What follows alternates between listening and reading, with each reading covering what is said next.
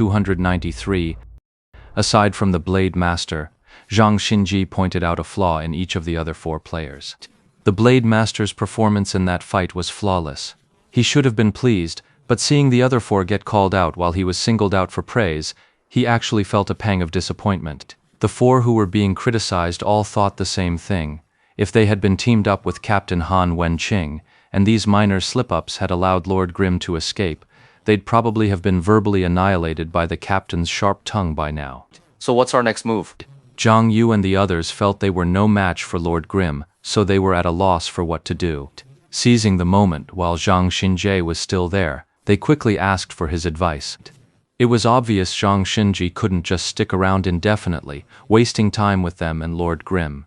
He'd only said he'd come to take a look, and now, it seemed he'd seen enough. What's the vice-captain's take on this?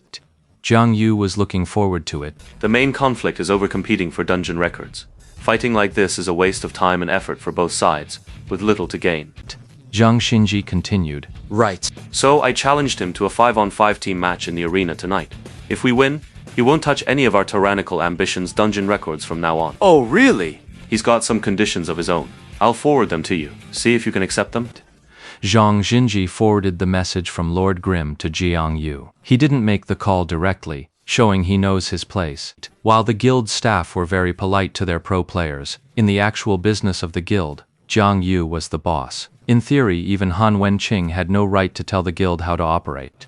Of course, theory is just theory. If Han Wenqing really gave an order, Jiang Yu couldn't possibly ignore it. But Zhang Xinji didn't do that. He left the final decision to Jiang Yu.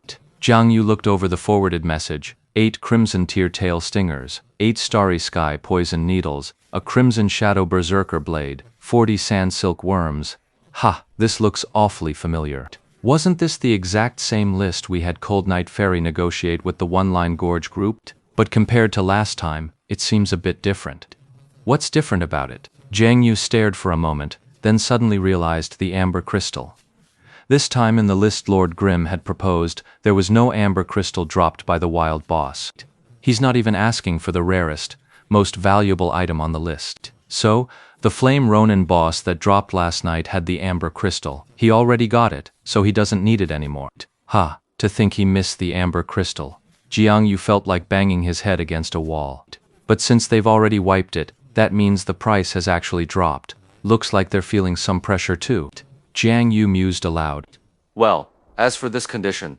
Wait, I'm not ready yet. Zhang Xinji said, and then another message came through. Jiang Yu took a look, and his mood, which had just improved, plummeted once more. Not a single price had been lowered. The newly arrived list contained a whole pile of miscellaneous rare materials. Their value was constant, so even though Jiang Yu was from the heavenly domain, he could still roughly gauge their worth. But the combined value of these newly added materials once again exceeds that of a single amber crystal. After cursing Lord Grimm in his heart, River's End closed the chat window. Did he agree that if he lost, he'd stop breaking all of Tyrannical Ambition's records? That's what I told him. Then the terms are acceptable. I'm just worried he won't keep his word. Then we just win a team match for nothing. It's not exactly a huge loss, right? True. Jiang Yu gave a nod. As he fell into silent contemplation, Ye Weiyang, standing behind him, stepped forward to speak a fair word. Lord Grimm's reputation is pretty solid. No bad records so far. Is that so? In Jiang Yu's eyes, Lord Grimm was despicable and cunning. He'd lurked for an hour and a half to steal a boss, secretly set 2 traps. Looking at these deeds, Jiang Yu really didn't want to think of Lord Grimm as a man of great integrity. We can make the bet public. That way, if he backs out, every player in the server will see it. Let's see how he can show his face after that. Someone suggested. Right? Well... Jiang Yu hesitated, stealing a glance at Zhang Xinji. He really wanted to know how confident Zhang Xinji was about this team battle, but asking would be like questioning Zhang Xinji's ability. But if I don't ask, this public wager is a double-edged sword.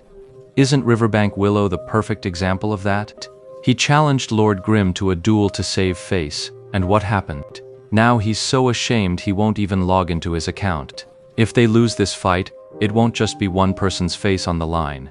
The entire guild will be trampled under Lord Grimm's heel, ending up even worse off than Riverbank Willow. Vice Captain Zhang, what are our odds of winning? Jiang Yu hesitated for a moment, but asked anyway. In terms of individual skill, Lord Grimm is above you all. That's why I challenged him to a team battle. Team battles are all about strategy and coordination. They demand true team synergy. You said it yourself. Lord Grimm's team was cobbled together bit by bit in the new server, while you've all been playing Glory together for years. Who has the better team synergy? Isn't it obvious? Individual skill might be their advantage, but we are a true team. When it comes to individual skill, we won't necessarily lose to Lord Grimm either. We still have Vice Captain Zhang. Right. The striker said, and everyone laughed. Zhang Xinji, however, waved a hand at the striker beside him and said, Team strength is about controlling your individual power and syncing with the overall rhythm. That's what truly matters. Your performance needs to have rhythm. Just showing off your technical skills will only make you stand out awkwardly, throw off the team's coordination, and ultimately become a liability. The striker's attempt to flatter had backfired, leaving him thoroughly embarrassed. Jiang Yu, however, couldn't be bothered with all that. After all that talk, Zhang Xinji had merely stated they had an advantage.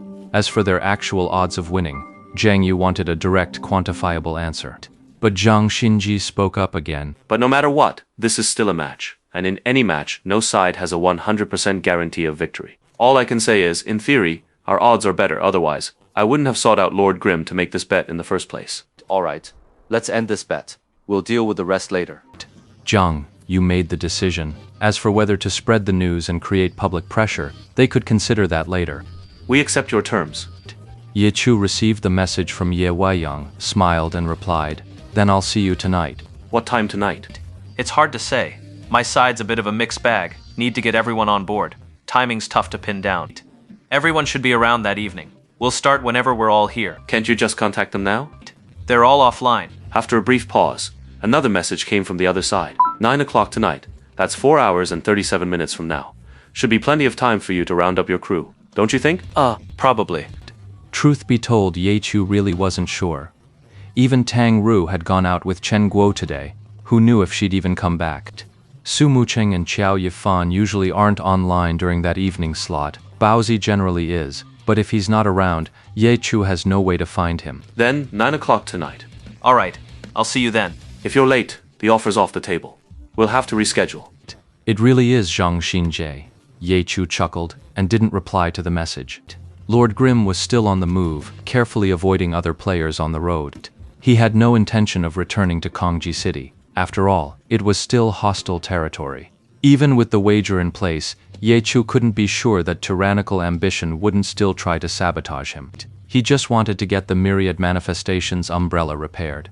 NPCs offering that service were common in many villages and small towns. There was no real need to go to Kongji City.